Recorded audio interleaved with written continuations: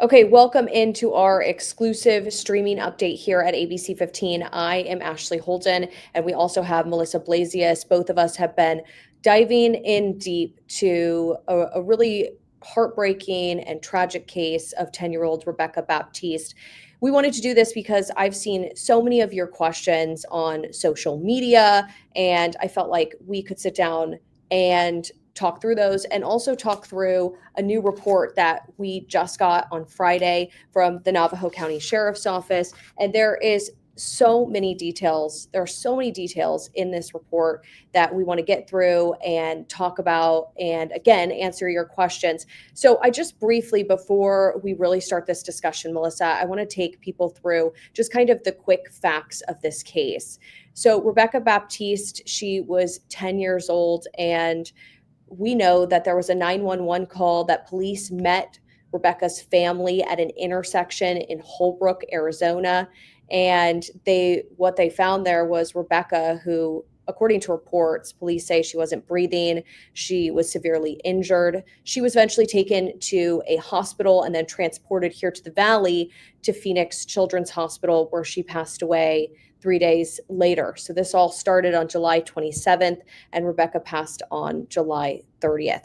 We know that her dad, Richard Baptiste, and his girlfriend, Anicia Woods, are in custody. They've been charged with first-degree murder and child abuse, and we have been slowly getting some of these reports, the 911 calls, and talking to people that Rebekah knew. So we have been able to talk to her school, Empower College Prep. We've also been able to talk to her mom and grandma who live here in the Valley. They did not have custody of Rebekah and her siblings at this time. And before we go in depth, before we start this conversation, we want to play you some of that 911 call from July 27th and also some of our interview with mom and grandma. I do want to note they asked us not to show their face during this interview, so that's what you'll see here. She ran away today, and when the neighbor found her, she's just been completely unresponsive. Are you waiting for EMS? I'm waiting for them because I'm trying to get her breath. I'm mad. I'm so angry. They hurt her so bad. If they didn't want her, they didn't need to keep her. They didn't need to keep them. She did everything right. We've always told her, if you're being hurt, find an adult you trust and tell them. It is a tragedy, but nobody's talking about how that little girl ran. She ran her heart and soul off to get help. We need to remember her as a hero because she's the bravest person I know.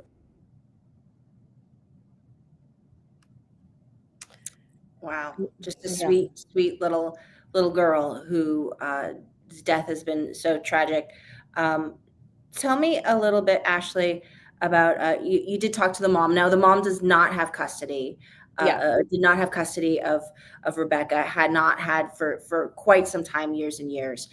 So dad was the one who had custody, and probably what we kind of saw play out in this report is a little bit about the history of this family and how there had been some ongoing issues, some concerning issues for quite some time. Yeah.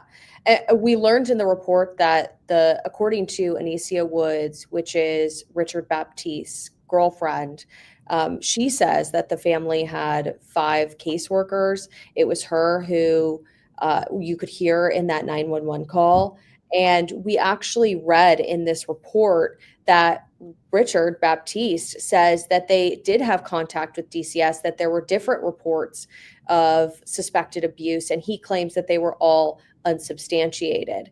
And this has been a focus of our reporting because we have heard from Rebekah's school that they called DCS 12 times from November 2023 to January 2025, concerned for not only Rebekah, but also her siblings as well. And it was not only then, we've heard from Phoenix police that they responded. There were 5 incidents that they've listed out for us, 4 in the last 2 years, and they say that their officers also contacted DCS each time. And we have gotten a response from DCS. There's kind of a back and forth, Melissa, and we talked last time we did something like this about that criteria. So talk a little bit about what DCS said. Sure. Well, DCS said at first when the school called, and they said they called 12 times dating back to late 2023, that about either Rebekah or her siblings who were in the home. And what DCS told us is that they only had record of 5 in the last year or so, and only 1 raised to the level where they kind of took a report and looked into it. And they have some criteria, but it's fairly basic criteria. You have to allege some abuse or neglect. You have to be able to identify where you might be able to find the child or the adult involved in it. The child has to be under 18, has to live in Arizona. So we've really asked DCS to provide us all of this information about all the calls that went throughout the last few years about this particular family and what they investigated and what they concluded.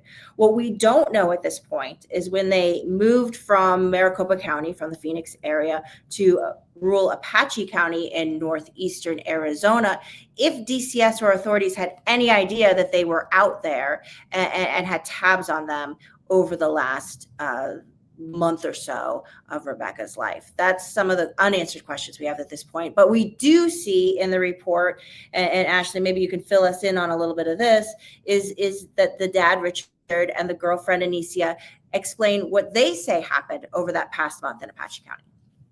Yeah, and I want to say, they talk about periods of time where Rebekah was running away. And I want to set the scene for where they were living, which was rural Apache County in a desert area in a yurt. And throughout this new report, we hear kind of the living conditions of that yurt, which includes not reliable electricity. At one point in the report, it sounds like they don't have any electricity. And then in another, it says they rely on kind of solar or some sort of unreliable source for any kind of electricity. They don't have a shower. Anicia Wood says they don't have a fridge in the home. And so that's a little bit of where they're living in this yurt in Apache County. And they say that Rebekah had run away. The third time was the time that they say that she was found by a neighbor in a wash. And this is on July 27th. But the other times in the report, what they tell detectives is she had run away several other times. They had found her.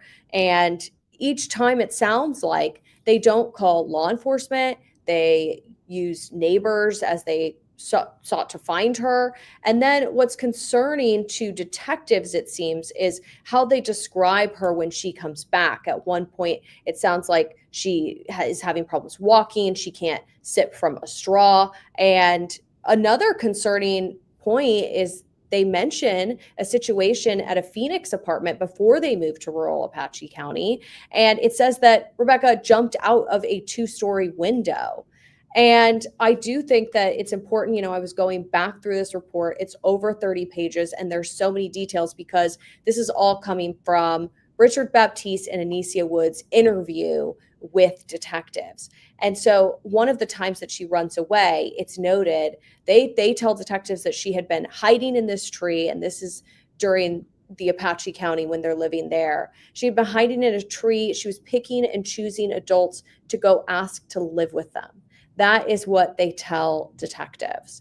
And when detectives ask, well, why, they feel like it's maybe the living conditions in the yurt. And at least that's what's listed in the report. The one of the really heartbreaking details here is just in this 30-page report, and we won't go into all of them. This little 10-year-old girl had injuries from head to toe. Very severe injuries. When the dad and the girlfriend were asked about them, they kind of say, oh, well, she used to get upset and throw herself in the bushes. Or, oh, she's all scraped up. She must have caught herself trying to go through a barbed wire fence, or she fell in a wash. And police very quickly realized, the sheriff's deputies who are looking into this, that the severity of her injuries don't match the explanation for the injuries. And then there's discussion as well about how dehydrated she was. And Anicia, who in the report says that she was formerly a CNA, says that she was even having a hard time taking in water, and that she tried to get it to her in like a straw, but then she had to kind of pour it in her mouth. And you just question, you know, what was all going on here. And I don't think we'll ever know exactly all that went on in that yurt in rural Apache County. But there are some very deep concerns about not only what she went through and leading up to her death, but also what her two younger brothers, who were not only in the yurt, but in the car as they're trying to give her CPR, driving into Holbrook, what they had to witness that day. As we talk back about that day, July 27th, when they did bring the girl seeking help from police or paramedics, they had said that these times that they thought she had kind of run away seeking out neighbors or somebody else to live with, that they never called the police on any of the times that she ran away, and that they didn't call police immediately when she came back, or they alleged that she had come back from running away, right, in such bad condition, saying that they didn't think they could get cell service out there. Yeah. But the investigators note in the report that they're on the phone with the investigators at the house while they're interviewing dad and the girlfriend in some kind of police facility. And they say they had no problem calling back and forth to the investigators who were out at the yurt on various cell service systems. And so they questioned why, if this truly had been a girl who had tried to run away, as the dad had alleged, that they never called the authorities. Yeah. And another important thing that they seem to, sprinkle throughout the report is these questions from detectives about what truly happened that day, what was the timeline, and why were some of these alleged actions taken, including they ask them about changing Rebekah's pants before getting her help. They ask about stopping for gas before getting Rebekah help. And all these questions are brought up by detectives. Why would you do this if you had a daughter who was clearly in need of emergency services, allegedly gasping for air, who had, they're saying had fallen in this wash and had been found by the neighbors? And so they're asking about each detail, and also about discipline in the home. And this was something, Melissa, that you and I were talking about as well, which we had heard from neighbors at the Phoenix apartment complex, that there was concern that the kids were being disciplined by doing physical activity, and there was a lack of water, so running laps around the little courtyard that they had. And another part of the report mentions possibly planking as a form of discipline. And so there are all these questions about, what is happening in the home, and are they getting access to water? So all of those questions are raised throughout it as well. I do want to play for people. We've mentioned the school that told us they reached out to DCS about signs of abuse and neglect, and we talked to those neighbors. Let's hear from some of those people that we spoke with. A beautiful, beautiful soul. Like, she would literally be the protector of the kids. No child deserves that. Every single neighbor was concerned why the hell they made them run laps for hours without water. So and you saw that too. They use it as a form of discipline. How are you guys as a community feeling? You feel guilty. They always, can I pet your dog? They always stay a little longer. And like my neighbor pointed out, I think they were asking for help. We had quite a few staff members share their concerns and fear that Rebekah specifically would not come back to the school or return to the school alive. What were your thoughts when you saw their response? Initially, it was shock and surprise, but then also not shock and surprise, given how we know the department has unfortunately functioned in the past. We have to use our voice. We have to speak up. There's a picture of Rebekah there getting an award at school. Everyone has described her as very smart, very curious. Neighbors you could hear described her as spending a little bit of extra time talking to people. And when I went and spoke to those people at the complex, they were running back through in their minds all the interactions that they had with Rebekah. And Melissa, we do have a question here from Gina Chavez. And she says, are both dad and girlfriend responsible equally? Obviously, these are allegations. They are accused in this murder. They're charged with murder and child abuse. I will say we listened to something in court, and prosecutors allege that they are equally culpable. So that is what prosecutors have to say. But there's a lot that still has to play out in court. And so the next step in court is a preliminary hearing that's going to take place September 4th in Apache County.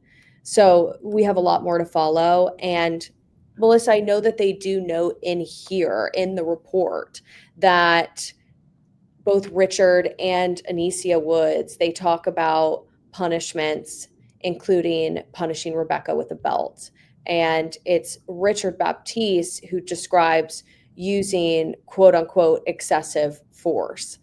And so we have detailed a little bit more. That was in our story on Friday. We have, links to that, links to our interview with Mom and Grandma. I know so many people have been asking about our interview with Mom and Grandma because they have been wondering about that aspect of things. And so, but we're also going to continue to keep asking questions of DCS as well, because I think there are still a ton of remaining questions out there. I think there are. I was just actually looking at the bit of the report that you mentioned about the using of the belt, and that they continued to press him about that because he said he just used the leather of the belt repeatedly, and they repeatedly said, no, the marks look like you're using the buckle of the belt. And he eventually, according to the police report, said that he did admit to using excessive force in the discipline, that he was also worried about potential charges and losing his other children. Those other kids, we should say, are back in the DCS foster care system. And I think some of our big questions that remain are, A, how did dad get custody of these children? Because at one point, all of these kids were in foster care. Then dad was able to get custody of the kids. And then all of these reports come in. I don't think we even know at this point how many people are going to have called DCS reporting concerns about this little girl and her family. And then why couldn't there have been some intervention before they kind of took off to this remote area? And were they, running to try to get away from authorities at some point? Were there active investigations going on when they left? We're asking all of those questions because, there are so many kids in Arizona who are in difficult situations, who are in need of care, who are in need of, sometimes out-of-home placement foster care. There's about 8,000 kids in out-of-home placement now. So the question is, who's making these decisions, who are intervening on behalf of these kids, because obviously there were so many people who loved this little girl, who feel like they tried and it wasn't successful to get her to a better place. Yeah, and people are asking about that now actually in the question. So just to, refresh, we're talking about Rebekah Baptiste. Someone was asking if, they heard that maybe this little girl had begged her teachers not to let her go home. She was scared to go home. What we have reported is that there were staff that were very concerned that they had heard that their living situation would be changing, and they were concerned about that. And I think you just heard in the soundbite that we played that staff was concerned if Rebekah specifically would return to the school. And there was some real fear for the kids, which is why they reached out to DCS, they say, 12 times. And so, like you mentioned, there's a ton of questions there. And for people that are just tuning in, you can always, once we end this, you can replay it so you can kind of get some of the details and the facts in the case. I wanted to go back through and I was trying to see if we missed anything in this new report. I did note one thing, that Anicia Woods claims that, she was in the medical field, that she was a CNA for years is what she told detectives, and she had just decided Rebekah would be fine. And that was a quote from the report, and something that, stuck with me as I was reading through this. And we're going to continue to follow what happens in court, what happens with DCS. We're going to hopefully talk to some more lawmakers, some more leaders, and be able to answer some of these questions that remain. I know that so many people have been talking about on at least my social media, because I posted a flyer for Rebekah's celebration of life that her school, Empower College Prep, is holding on Thursday. And I know that the public is very interested. It is open to the public. We do want to play you some sound from her school where they talk about the celebration of life and why it was important to them to plan this. Sharing, obviously, this tragic news to our staff. Simultaneously, they are talking about how we can celebrate Rebekah, how we can honor her, how they can come together as a community to just grieve and be together, not just as a community, but as Rebekah's family. She was with us more than 8 hours a day, right? 5 days a week, and really just throwing out different ideas on how to celebrate her, how to include her family, her siblings, and the students on campus and staff who loved her. So we're really excited to be able to have everyone together and just really celebrate who she was. And throughout that, you could see that program, that flyer that they've kind of put together with a poem that Rebekah put together herself, and then a little summary about the author. So I've posted that on my Facebook page as well. But they're saying magenta and pink. This is her favorite color. So they're hoping that people can wear that to honor and celebrate her life. Melissa, I do want to bring up, we have 2 other cases. So I know that we also have been posting about lawmakers. They are doing a probe into child safety, child care here in the state. And there are 2 other cases that we have been focusing on, Emily Pike and Zariah Dodd. And we're going to continue to focus on those cases as well. But we do have a lot more coming up with lawmakers. And that all started with the Emily Pike's case. And now we have 2 other kids that have lost their lives just in July. Absolutely. So there's just a lot of questions. And I think maybe a good place to end this is that if you do see a child who you think is being abused and neglected, so important to reach out to the police department, to DCS, to the hotline, and report it. Because if you don't speak up, you can be. If you do speak up, you're part of the solution, right? And you're part of kind of sending a lifeline out there to these kids. And there are so many kids who just need adults who are willing to care for them and to look out for them. And so as a community, we can continue to do that. Yeah. And we're going to continue to cover this. I do want to note, we're not posting the full report. There's so much in it, but we've gone through the whole thing, and it's truly heartbreaking. It's truly tragic to read all of this. It's hard to read all of it. And I also want to note, this is Navajo County Sheriff's Office. There are quite a few different agencies that were involved because Rebekah was found by Holbrook Police up in Holbrook, and that's in Navajo County. And then we had the family who was living in Apache County.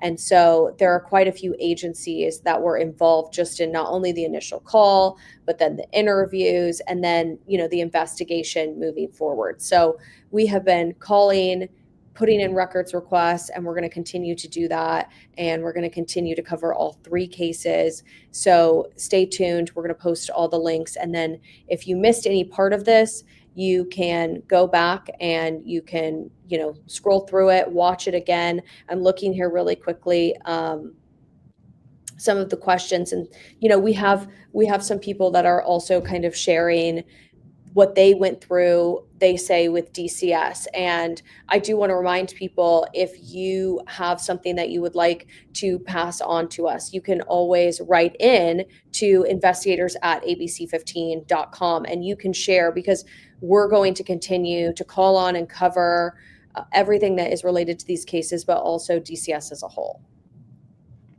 So Thank you, everybody, for joining us today, and we really appreciate you staying tuned to this. Again, we'll continue to investigate and to follow up as we learn more about what happened to Rebekah and to these other kids.